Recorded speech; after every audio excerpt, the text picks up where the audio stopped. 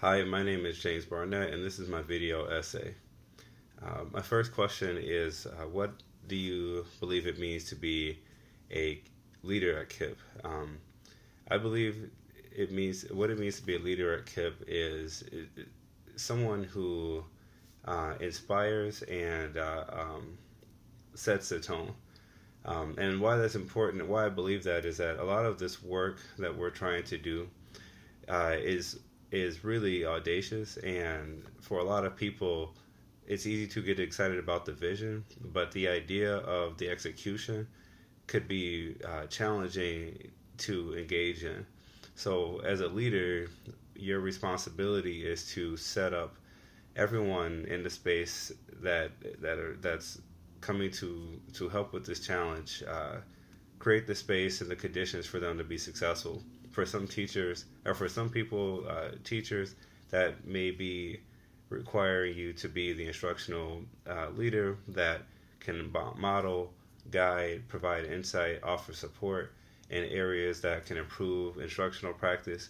Um, for teachers who may be very skilled in that area but need support with building relationships or having an opportunity to build relationships with their peers and get closer and engaging with their students, it may require you to be a liaison and bridge that gap and help teachers and students and parents develop the skills necessary to effectively be a part of that community and do what I call, give your gifts and receive gifts.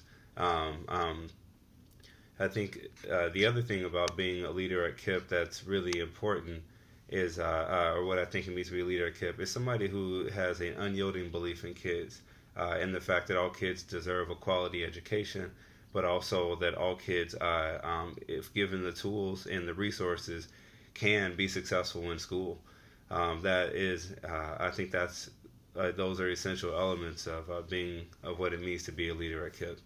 Um, a time when I received some helpful feedback uh, I, that significantly, or where I significantly grew as a leader, was my first year teaching. Um, I remember a time when I ultimately got my first mid-year assessments back from my classroom, and although I had always received a great deal of feedback that I had great relationships with my kids, my test scores were only okay, and only okay because they were a little bit better than the school's average, but our school average was very low. It was in the high teens and low 20 percentile in terms of student proficiency. Um, but what a teacher, one of our most effective teachers in our schools, challenged me and said, with the relationships I have with my kids and what they're willing to do for me, I should be able to get more out of my students. And I really took that personally and recognized that I did not struggle in areas that classroom management and a lot of the conditions that made learning possibly challenging for students. So it was important for me to become a more effective teacher, and that required me to be more diligent with my preparation, more intentional with ensuring that students were learning, but also, most importantly, that I was holding kids to high expectations and helping kids reach their full potential. Um, I'll never forget that feedback because that really set the pace for the rest of my or what's been my career and why I believe I've been successful. Um, I think a song that best describes me. So I was introduced to Sam Cooke fairly early as a kid, and he has a song, "A Change Is Gonna Come." And as I've worked in education, or the significance with that song was that it was a civil rights. I was a song that was written and released during the civil rights era, and was fairly controversial for his career because he was making a statement that change needs to happen in our country, in the black community, and how we were existing.